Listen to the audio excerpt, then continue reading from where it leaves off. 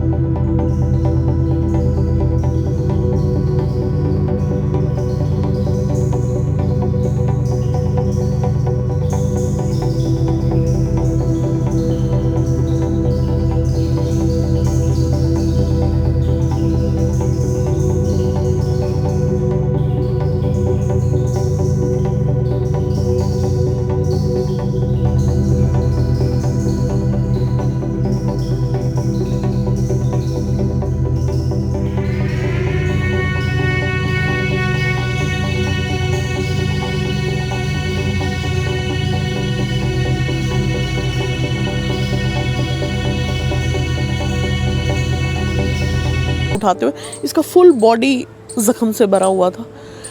मैं ना नहीं कर सकती हूँ।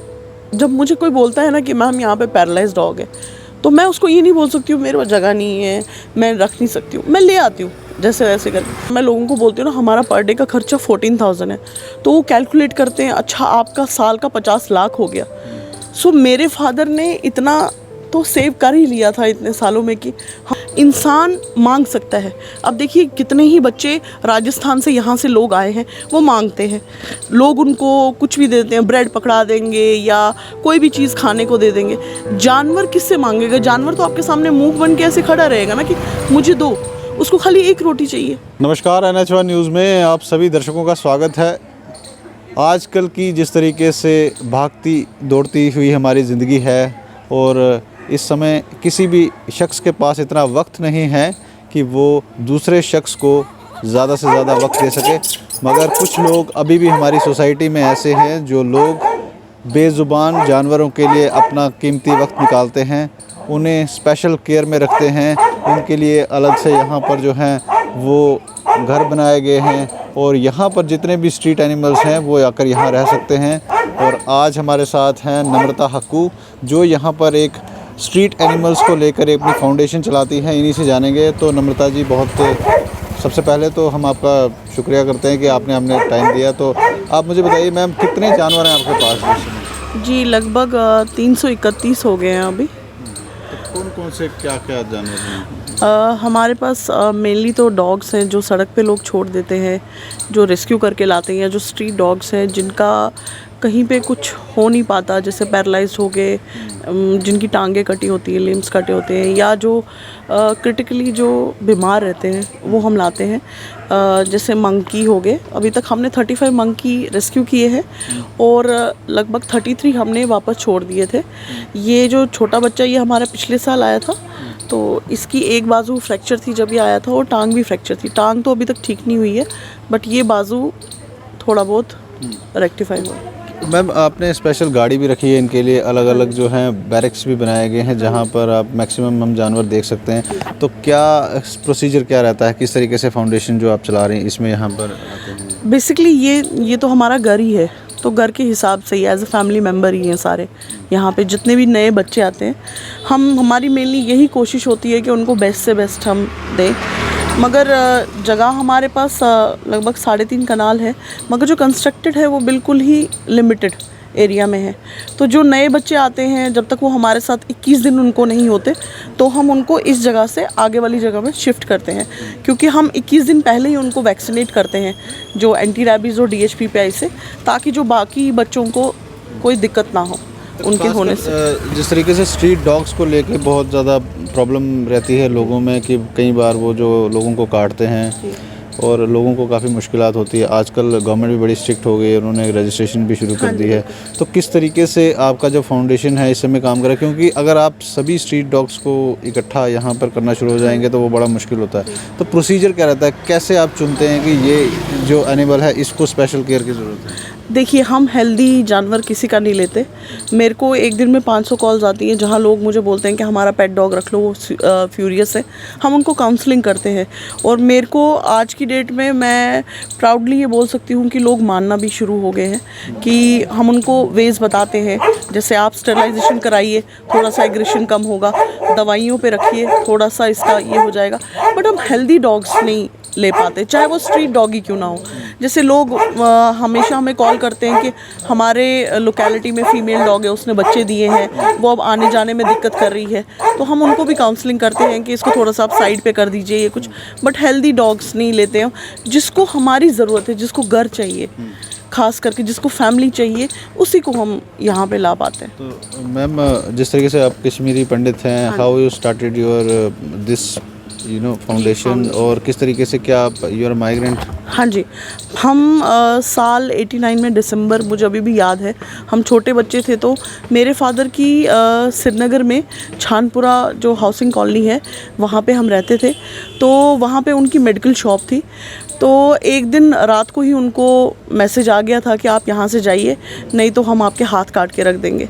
क्योंकि उससे पहले कुछ बीएसएफ के ऊपर अटैक हुआ था जो छानपुरा से थोड़ा सा ऊपर है। तो मेरे फादर ने उनकी बॉडी पे ना थोड़े से कॉटन शॉटन रख दिए थे। तो आउट ऑफ ग्रज ही हो गया था उनको कि आप यहाँ से जाइए। अभी तक मुझे याद है कि हमने एक बस बोर्ड की थी, मैं, मेरे फादर और मेरा भाई छोटा और मेरी मदर। तो लाइक सर्दियों के दिन थे, हमने हॉल्ट किया था, रुक गए थे हम बटोत साइड पे क्योंकि आगे रास्ता बंद था। तो यहाँ आए तो ये जो आप जगह देख रहे हैं, ये मेरे फादर ने ख़रीदी हुई थी 1976 में ये जगह।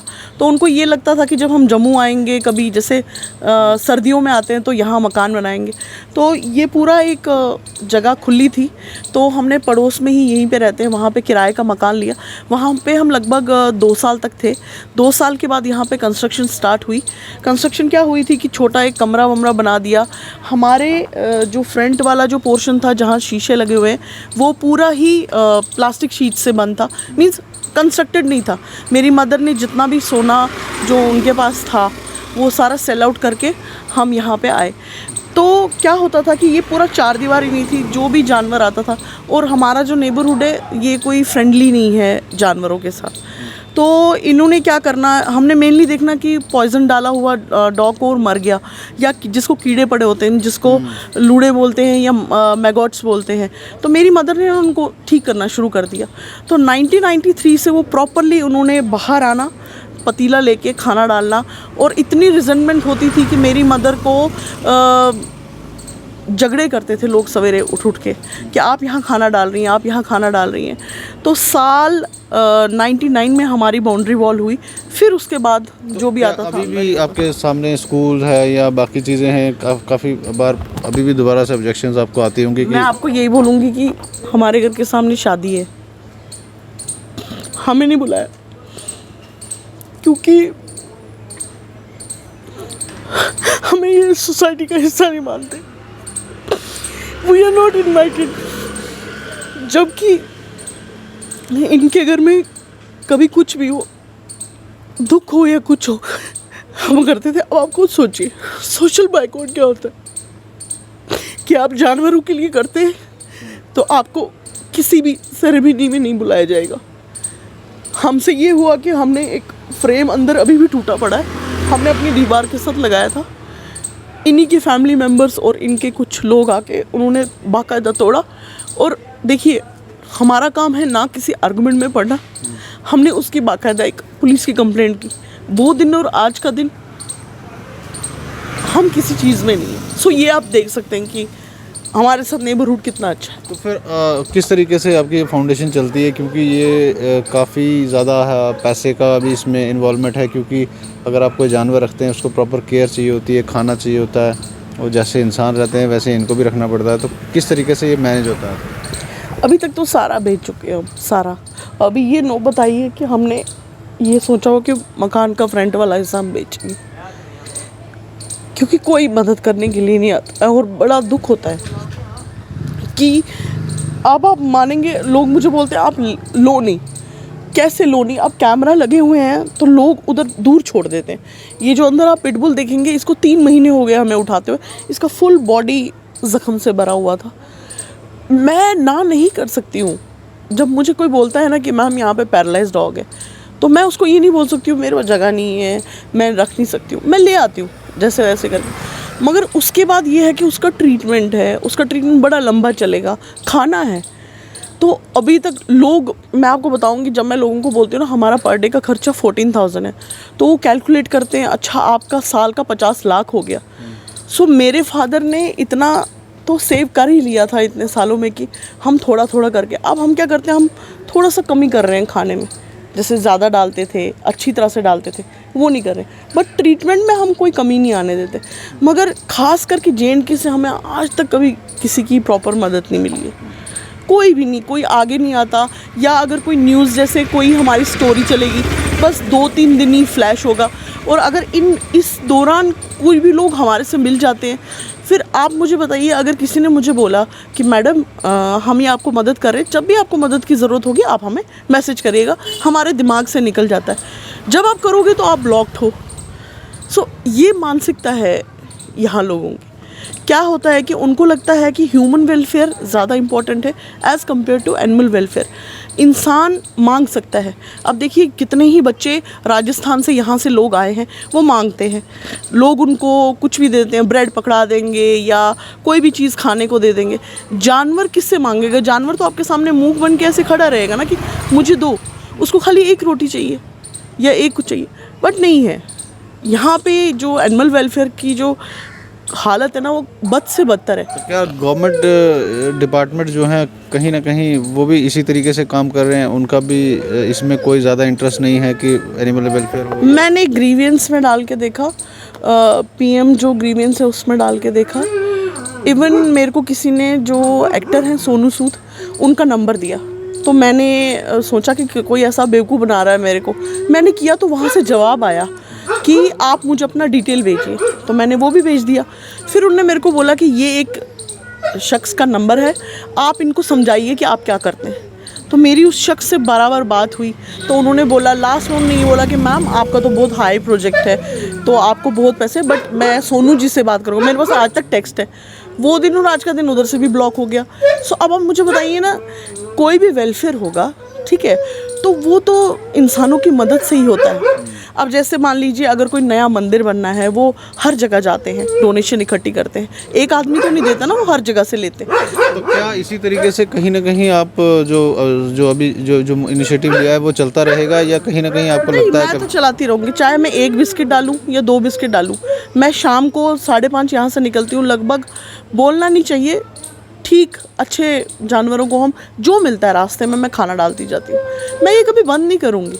देखिए 6 लाख का हमारे ऊपर कर्जा जो है वो है कि जहाँ से हमने सामान लिया है या पेडिग्री ली है, या जो मेनली हम मोनिका सुपरमार्केट से, लोग मुझे बोलते हैं कि आप इतना महंगी दुकान से लेते हैं, बट वो मुझे उधार देते हैं, दूसरा कोई उधार नहीं देगा। वो मेरी तकलीफ़ समझते हैं, जो उसके ओनर हैं, वो मेरे को जब भी मिलते हैं ना, वो कभी भी कंप्लेन नहीं करते कि अरे आपका उधार है ये। वो मुझे हर बार बोलते हैं आप अच्छा काम कर रहे हैं। वो एक प्रोत्साहन होता है कि मिलता है, मगर इसमें लोगों का जितना साथ हो उसी से हो सकता है, अदरवाइज़ नहीं कोई भी वेलफेयर। तो ये नम्रता हक्कू हैं, और जिस तरीके से ये एनिमल जो हैं, स्ट्रीट एनिमल्स हैं, उनके लिए ये फाउंडेशन चलाती है। इनका कहना है कि पिछले कई सालों से लगातार ये जो है इसी काम से जुड़ी हुई हैं। उनका कहना है कि ये इनिशिएटिव जो है आगे भी चलता रहेगा। आप जुड़े रहें NH1 न्यूज़ के साथ।